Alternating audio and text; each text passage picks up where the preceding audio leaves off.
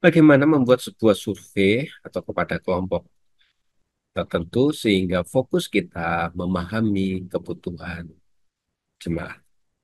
Inilah faktor yang keenam di dalam kita membangun sebuah khotbah yang terfokus kepada jemaat.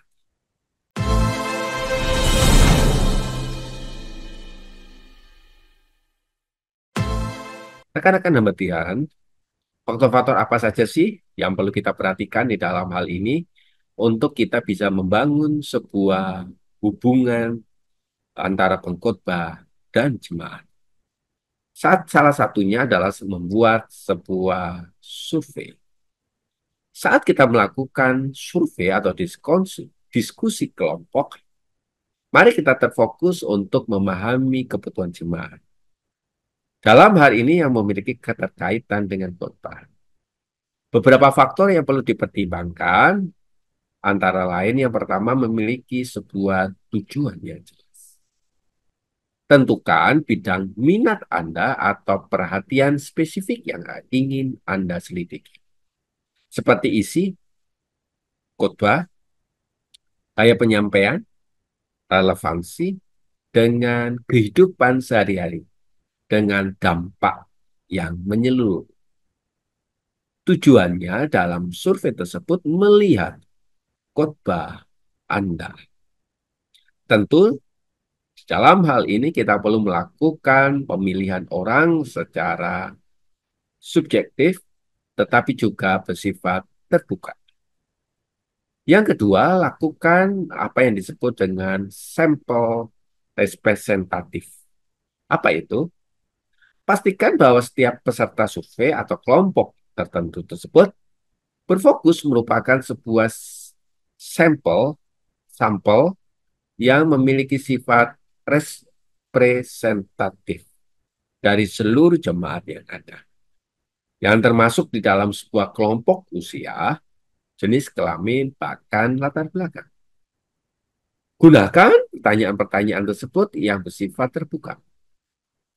Gunakan pertanyaan terbuka untuk mendorong umpan balik yang jujur dan terperinci dari setiap peserta. Sehingga mereka secara bebas mengeluarkan pemikirannya, pendapatnya secara terbuka.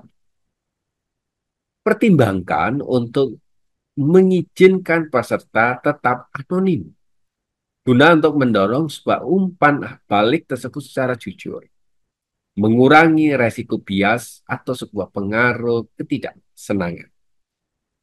Gunakan pertanyaan-pertanyaan yang begitu sangat relevan di dalam kita melanturkan khotbah-khotbah kita. Sebagai contoh, menurut Anda, apa yang paling menarik atau yang menginspirasi sebuah khotbah? Contoh yang lain, misalnya bagaimana Anda menerapkan pesan khotbah itu di dalam kehidupan sehari-hari Anda.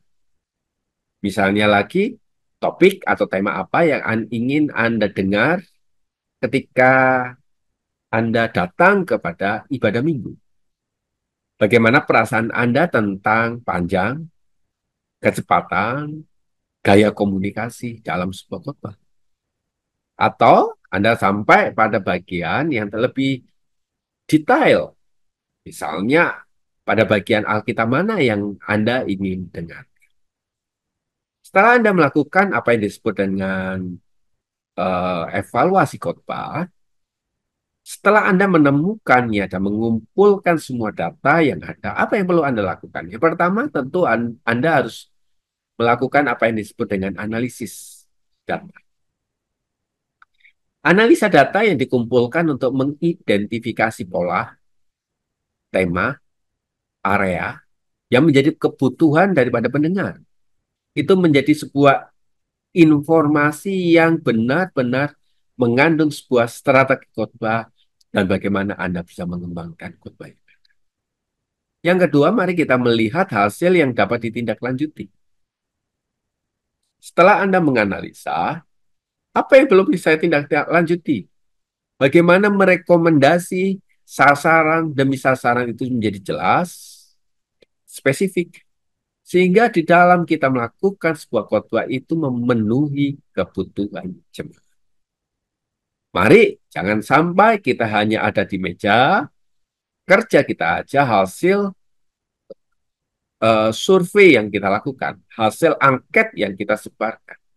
Mari kita menindaklanjuti, mengadakan survei lebih lanjut, supaya jemaat itu mendapatkan bagian. Dan tentunya, dalam diri seorang pengkhotbah ada perubahan dalam khotbah-khotbahnya di dalam pemilihan-pemilihan yang ada. Dengan mempertimbangkan faktor-faktor yang ada, kita akan melihat fokus Anda di dalam Anda melakukan pengembangan gereja, secara khususnya pelayanan pastoral, dan lebih detail lagi, yaitu di dalam khotbah-khotbah kita. Dengan demikian, dengan melakukan demikian, maka khotbah Anda akan lebih menarik, relevan, dan mampu untuk mentransformasi kehidupan jemaat. Bukankah itu yang lebih penting?